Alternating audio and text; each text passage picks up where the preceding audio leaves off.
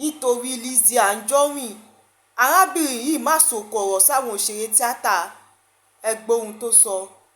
Lizzy ṣótìrí alákìsà kò ń ṣọ̀rẹ́ aláṣọ ìgbà tẹ́mi mọ Lizzy lórí social media ìgbà tí ọ̀rọ̀ wọn àti Tóyìn ṣẹlẹ̀ ṣe ń gbọ́ mi and the world were against her then that was when I stood by her but èmi ti máa ń rí Lizzy lórí platform ipe wọ́n jó wọ́n fi aṣọ polówó lórí internet Lizzy ló kọ́kọ́ bẹ̀rẹ̀ ká máa jó polówó. I love what she does. I love what she represents them because ó máa múra, ó máa concentrate ní kò ní kò ń bá wọn lọ party olórí burúkú kò ń bá wọn cross folk nínú Yorùbá àwọn ọmọ ní theatre industry. She doesn't do all that. She focus. She's a lady that focus until ìgbà tán tí olórí burúkú èṣù owó bàtà àti Sọjí àti Esabod ton gbé woman yìí wá sórí internet ton bẹ̀rẹ̀ sí ní ṣépè fún ọmọ tuntun tó ṣẹ̀ṣẹ̀ bí. Sherry, I have once been a victim of bully. So I know what it takes. Láti stand to being bullied. Ṣẹ́gbọ́n. Tẹ́ bá rí Lizzy tó rí báyìí sìn àwọn olórí burúkú bí èṣù owó bàtà bí èṣù of London àwọn ló sọ di bẹ́ẹ̀. Now that is now the bone of contention. Lizzy mani ní máa jẹ́ pé alákìsà ò kì í ṣọ̀rẹ́ aláṣọ. Mo rántí ìgbà tó fẹ́ kọ́kọ́ joyè nílùú kan tí gbogbo wọn lọ. You stood out among them. They all look up to you. They all want to be like you, Lizzy. So ó ti jẹ́ kó mọ̀ pé the envy will definitely be there. Abeg gbọ́ mi. The envy will definitely be there. Lizzy tí gbogbo yín sọ pé ń ṣépè fọ́mọ lẹ́ni. Lizzy ò dédé máa ṣépè fọ́mọ. Ẹ̀yin tẹ́ ẹ mọ̀ bẹ̀rẹ̀ wàhálà yìí. Ẹ lọ wá fídíò kẹ́ lọ wò bẹ̀rẹ̀. Ipe wọ́n gbé ọmọ ṣépè àwọn olórí burúkú ìgangan ló bẹ̀rẹ̀ sí ní gbé ọmọ Lizzy ṣépè. Ọmọ tuntun bó ṣe bí Florida sílẹ̀ báyìí. The second day ló ti gbé ọmọ yìí. Ọjọ́ méje ló fi bẹ̀rẹ̀ sí ṣépè fún ọmọ tuntun. Lizzy ò fún wọn lésì. Àwọn èèyàn àwa èèyàn báyìí la jà fún báyìí pé báwo lẹ ṣe máa ṣépè fún ọmọ tí ó ṣẹ̀yìn. Lórí pé Lizzy fi ọkọ olórí burúkú ẹ̀yin ọmọ ní tíátà ìkẹrẹ ẹ̀rí kan ṣe kan. En cross fuck kiri ni ẹ̀yin náà lẹ bọ́ta ó fọkọ lọ́kọ ó ṣe. Lizzy, it's high time. I know you are a reserved person. Mo ti gbọ́ any dirty things about you compared to all this àwọn ọmọdé theater. They cross fuck, they beg, they are beggy. Wọ́n ní nǹkan, wọ́n láṣọ gidi lórí ìkọ́ alákìísà ni wọ́n ò lè dúró láwùjọ gbogbo wọn ò ní tàn re. So what do you expect? They will definitely envy you. Lizzy, I know you have been staying on your lane. Stay on your lane. Ẹni tó bá rí ẹni kò rí ẹni tí ò rí ẹ má rí. Please, enough of this their gang fighting. Jẹ́ kó lọ kú dànù. Wemi, I will be using my own as an example this morning. Nínú Manchester, alhamdulillah. Àwọn tí ó forúkọ mi ṣiṣẹ́ nínú ìlú yìí ló pọ̀ jù. Ìgbà tó máa gbé ogun burúkú iná bó ṣe bẹ̀rẹ̀ nìyẹn. Mo jù wọ́n sínú bíìnì ní good riddance to rubbish. Àgùntàn òjé lábẹ́ Gẹ̀ẹ́sì mi ìtọrọ lọ́wọ́ yín kàkà bẹ́ẹ̀ èmi ni mò ń ná fún yín èmi ni mò ń fún yín èmi ni mò ń dúró fún yín èmi ni mò ń I'm always there for them.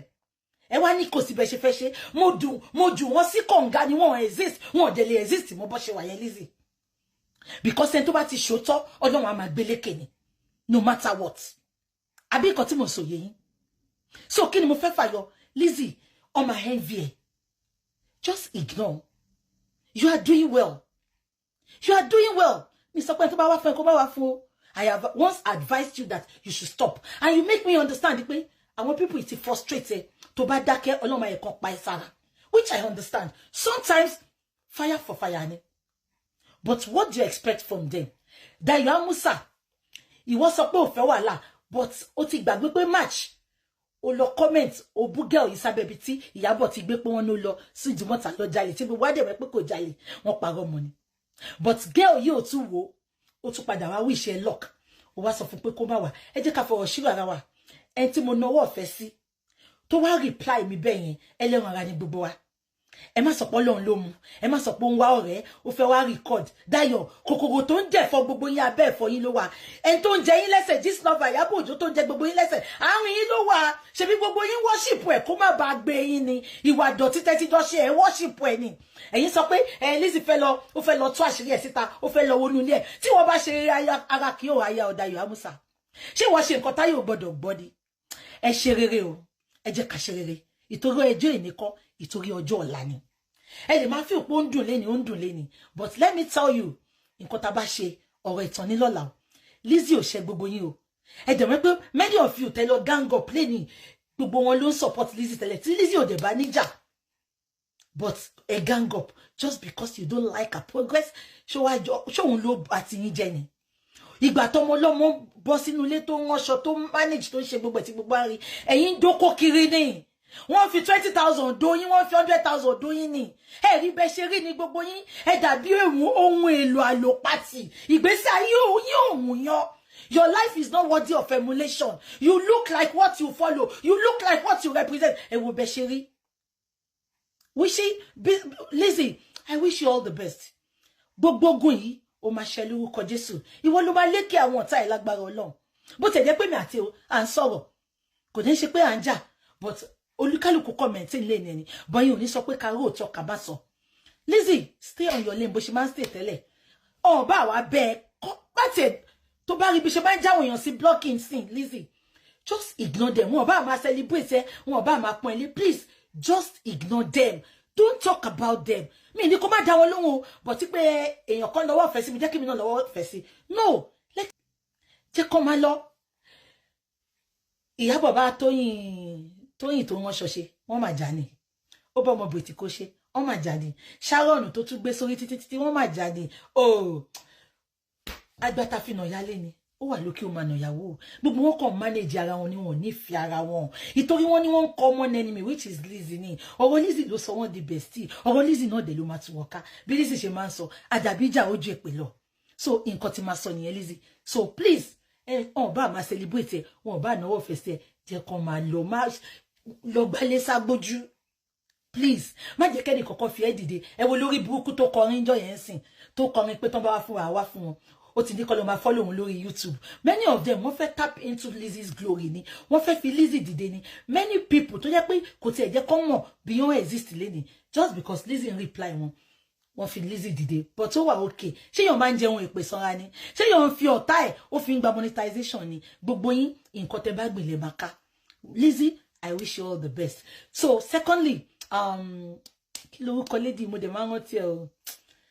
Lady tí ó bímọ fún Wàsíù tí Wàsíù accept yẹn, daddy mi Wàsíù, congratulations, thank you. Àgbàtìndé ibi àgbàdé lọ́mọ tí máa bá yín. Bisola Badmus, I wish you all the best. Mo rí pé party ní kíní yẹn ti ṣẹlẹ̀. Bisola, be careful, má wẹ̀yìn o. Àwọn olórí burúkú tó ń yọ̀ ọmọ yẹn, gbogbo wọn ló ti bá bàbá ọmọ ẹ̀ sùn o. Má jẹ́ kó súnmọ́ olórí burúkú ni wọn o. They are envious of you o. Ìgbà tí Wàsíù sọ pé òun fẹ́ gbọ́, òun máa gbọmọ lọ́wọ́ ẹ̀. O rí kankan nu olórí burúkú ni wọn o. Sá fún wọn, jìnnà sí wọn o. Kó tó mọ̀ sí ọmọ àgbé story ẹ̀. Wọ́n lè sọ pé òǹdó ẹnìkan, wọ́n lè sọ pé ẹnìkan ló lọ́mọ. Jọ sá fún wọn o. Ẹ̀yin gbogbo eré tájá ń bẹ́kùn ṣe yẹn, wọ́n fẹ́ cross fork ni o. Wọ́n fẹ́ wá jẹ́ inú glory yẹn ni o. Because ìgbà tó ń ṣẹlẹ̀ látijọ́ ẹ̀, o rí wọn o. Kò sí èyí tó dúró ti ẹnu wọn o. Please be careful. You know I love you so much. You are a lady that you are always staying on your lane. I wish you all the best. Ọmọ àyànjú lórúkọ Jésù.